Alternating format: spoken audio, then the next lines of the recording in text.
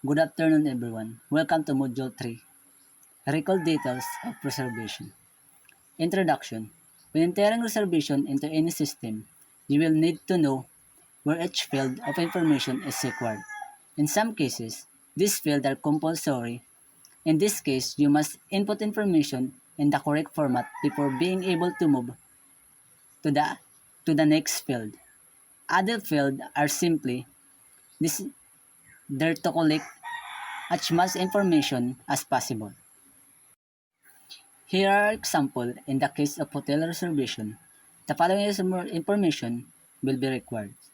First is arrival date. This field is usually compulsory in some country. The day comes first, while in the others, the month is first. The date could be recorded in the number of ways.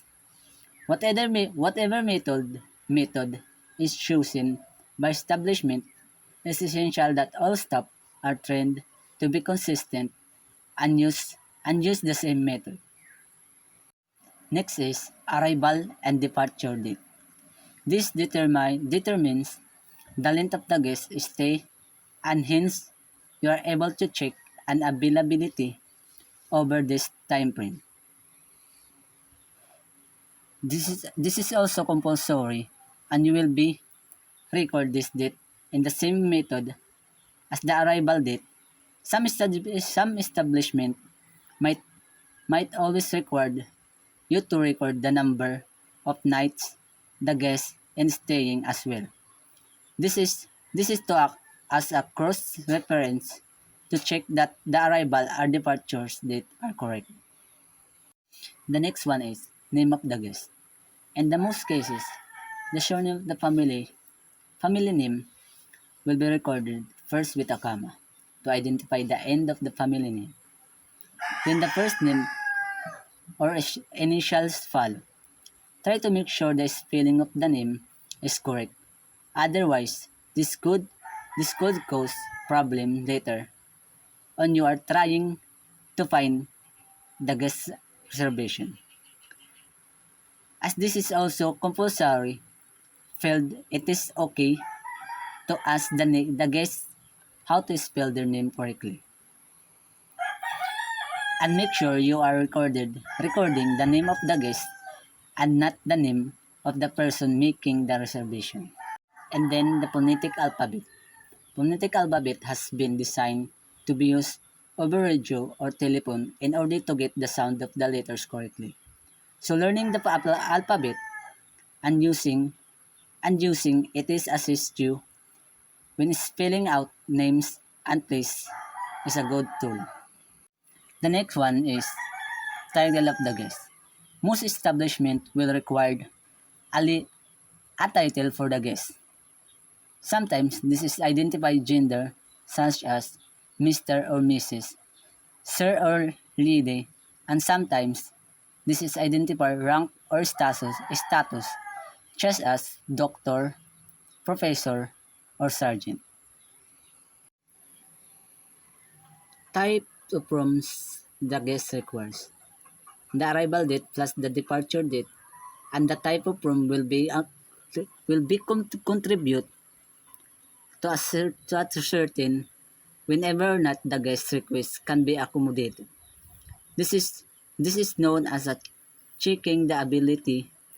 The type of room is compulsory.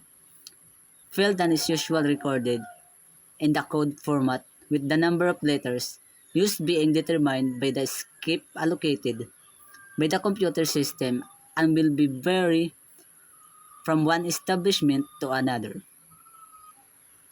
Therefore, it is essential that you know all the codes that are being used and what they stand for. For example, a corner king room might be a CK or full side queen room might be PQR.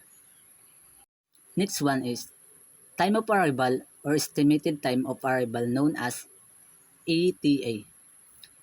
This will help the reception staff to have the required requests available when the guests arrive. This arrival time may also be required to check that the time is suitable for the guest to be accommodated. For example, hotel check-in, the time will be vary from the hotel to hotel between 10 hours 10 hours to 12 noon or even later. If the guests want to arrive before this check-in time, they may incur additional costs or simply have to wait until the room is ready. Alternatively, a guest might let you know they will be arriving late at night due to late flight or train. Many establishment will ask what flight number you are arriving on. If this is applicable, and record this into reservation details as well. In some cases, a guest might not know what time they are due to arrive at your hotel, so you could suggest a time to be recorded. For example, 18 hours or 6 p.m. It is advisable to use a 24 hours clock system to eliminate any misunderstanding. As you can see in the picture, this is the example of 24 hours clock system. Number of rooms required. This is usually always 1. However, some guests might reserve more than one room in their name, for example, 1 king room and 2 twin rooms or 2 king rooms. Most establishments prefer to have a reservation details of each guest rather than one guest holding several rooms, because sometimes family traveling together will require 2 different rooms, a queen size room and a twin for the children. In this case, we prefer to make 2 reservations in the family name or 2 different room types. In the case of company reservation, the secretary might book the rooms and will let the hotel know who the guests are later. In this case, you will have a one reservation holding several rooms. Number of adults and children. This is usually required to the reservation, especially when it relates to the charging for the accommodation. It is also essential that we make sure the right room is chosen to accommodate in the number of guests. Most systems will automatically record the rates based on the information. Next one is rate code. This is represent the rate that was negotiated when selling the room to the guest. You will be required to learn the codes used to represent the rates. Rates are determined by the dates of reservation, type of rooms, length of stay, number of guests, and market segment. These rates are pre-programmed to appear in the rate code field when its fields are completed. It is essential to make sure that the rate is correct, rate quoted to the guest. Otherwise, you might have to override this automatic rate with your supervisor approval. Next is market segment. This field usually requires to a code identify the type of reservation, whether or not it is business reservation, an independent traveler reservation, or conference or group reservation.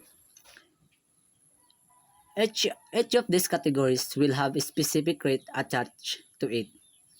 You will be required to learn the codes and be able to use ceiling technique to offer the guest the most suitable rate to retain the reservation. Next one is address. Record that the address given by the guest. Usually, this will be the home address of the guest. However, sometimes it might be company or travel agent address. Addresses from other countries might not be the same as what you are used but it is important to get all the correct information as this will be stored in the guest history. Next one is contact details. It is essential that you record some form of the contact with the guest. This can be mobile phone, landline, number or email address. This may be a reason you will need to contact the guest to make some changes, or you may have missed some information. Next is passport number, date and place of issues. International visitors may be asked for passport number in some countries. Next one is method of payment.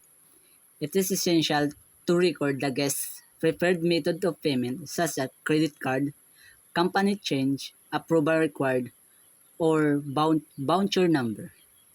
This is some cases the guest's preferred method of payment may not be accepted, such as request, and this is need to be indicate to the guest. Alternatively, the method of payment may involve company policies and procedure such as cash, and guests need to be informed. One is comments or special requests. This is where you need to record of any extra information or special requests such as interconnecting room, guests want to be on the same floor, guests want dinner reservation in the restaurant, non-smoking room, or any baby cot.